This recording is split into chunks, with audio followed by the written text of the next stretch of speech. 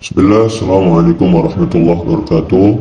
Alhamdulillah, salatu wassalamu ala rasulillah wa ala alihi wa ashabihi wa man istana bisunati ila yaumil qiyamah wa ba'd. Teman-teman yang dimuliakan Allah, insyaallah pada pertemuan kali ini kita akan membahas tentang satu buah kitab ya. Kita akan mengartikannya bersama-sama dalam rangka untuk mempelajarinya, kemudian untuk mengamalkannya bersama-sama. Kitab yang akan kita pelajari yaitu karya Imam Malik yang berjudul atau bernama Al-Muwatta. Al-Muwatta. Baik.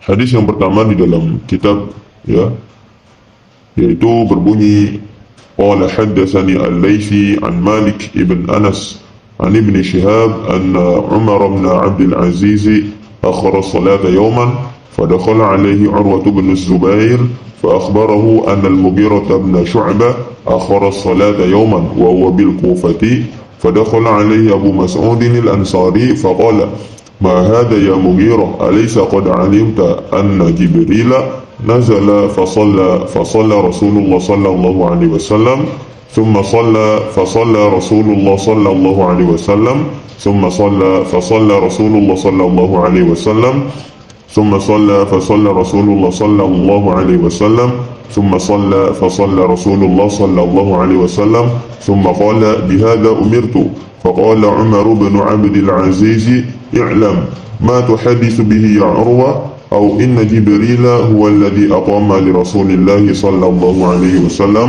وقت الصلاة. قال عروة كذلك كان بشير بن أبي مسعود الأنصاري يحدث عن أبيه قال عروة ولقد حدثتني عائشة زوج النبي صلى الله عليه وسلم أن رسول الله صلى الله عليه وسلم كان يصلي العصر والشمس في حجرتها قبل أن تظهر.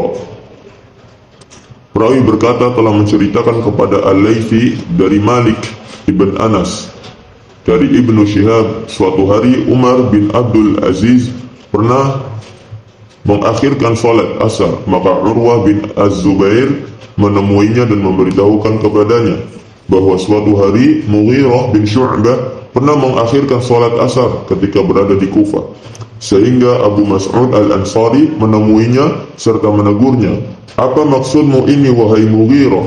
Bukankah kau tahu bahwa Jibril pernah datang di waktu zuhur, kemudian salat dan Rasulullah sallallahu alaihi wasallam ikut salat. Kemudian ia datang lagi di waktu asar untuk salat dan Rasulullah sallallahu alaihi wasallam ikut salat. Kemudian datang lagi di waktu maghrib untuk salat dan Rasulullah sallallahu alaihi wasallam ikut salat. Kemudian datang lagi di waktu isya untuk salat dan Rasulullah sallallahu alaihi wasallam ikut salat.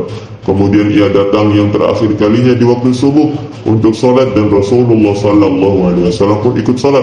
Lalu Jibril berkata, yang demikian ini aku diperintahkan untuk menyampaikan kepadamu. Lalu Umar bin Abdul Aziz berkata, perhatikanlah apa yang kamu riwayatkan wahai Urwah.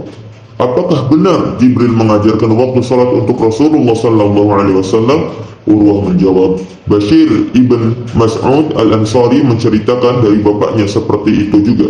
Kemudian Urwah menegaskan, dan telah menceritakan kepadaku Aisyah istri Nabi sallallahu alaihi wasallam bahwa Rasulullah sallallahu alaihi wasallam salat asar di kamarnya di mana matahari belum meninggi awal waktu salat asar.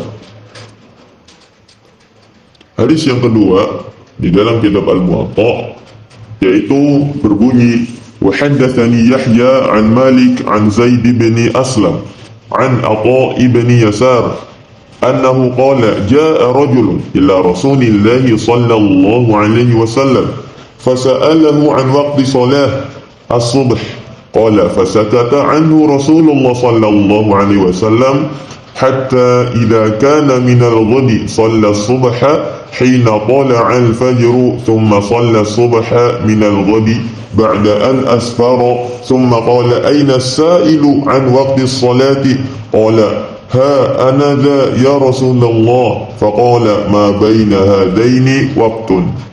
Telah menceritakan kepadaku Yahya dari Malik, dari Zaid bin Aslam, dari Atha bin Yasar.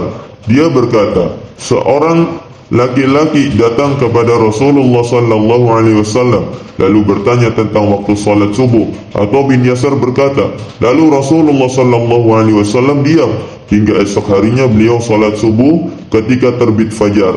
Besoknya beliau salat ketika langit telah menguning. Lalu Rasulullah sallallahu alaihi wasallam bertanya, di mana laki-laki yang bertanya kepadaku tentang waktu salat subuh? Laki-laki itu menjawab, saya wahai Rasulullah. Maka beliau bersabda, waktu salat subuh di antara dua waktu ini. Hadis yang ketiga berbunyi, wa haddatsani Yahya an Malik عن يحيى بن سعيد عن عمرة بنت عبد الرحمن عن عائشة زوج النبي صلى الله عليه وسلم أنها قالت إن كان رسول الله صلى الله عليه وسلم لا يصلي الصبح فينصرف النساء متلفعات بمروطهن ما يعرفن من الغلس.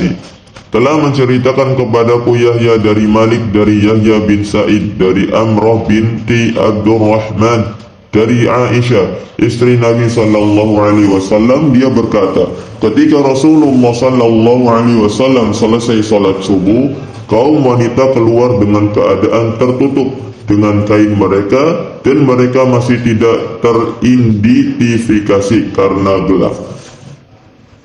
Hadis yang keempat berbunyi, wa haddatsani an Malik an Zaid bin Aslam an Atha bin Yasar wa an Busr bin Sa'id wa an al-A'raj kulluhum yuhaddithunahu an Abi Hurairah anna Rasulullah sallallahu alaihi wasallam qala man adraka rak'atan min as-subhi qabla an tatlu'a asy-syamsu faqad adraka as-subha wa man adraka rak'atan min al-'asri qabla an taghruba asy-syamsu faqad adraka al-'asra.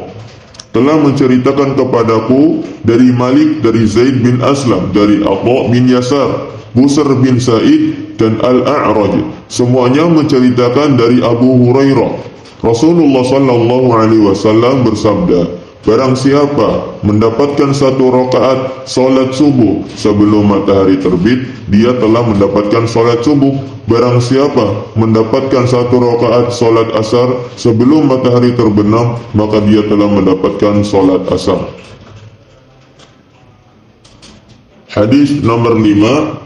وحدثني عن مالك عن نافع مولى عبد الله بن عمر أن عمر بن الخطاب كتب إلى عماله إن أهم أمركم عندي الصلاة فمن حفظها وحافظ عليها حفظ دينه ومن ضيعها فهو لما سواها أضيع ثم كتب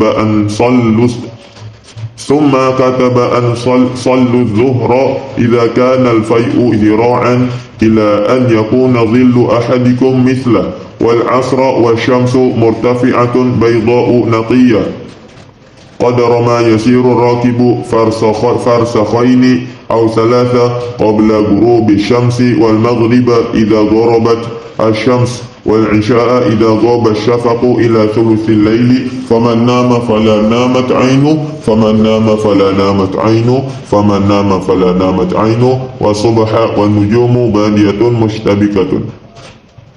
Telah menceritakan kepadaku dari Malik, dari Nafi, mantan budak Abdullah bin Umar, bahwa Umar bin Khattab pernah menulis surat kepada para pegawainya, sesungguhnya bagiku perkara kalian yang paling penting adalah salat.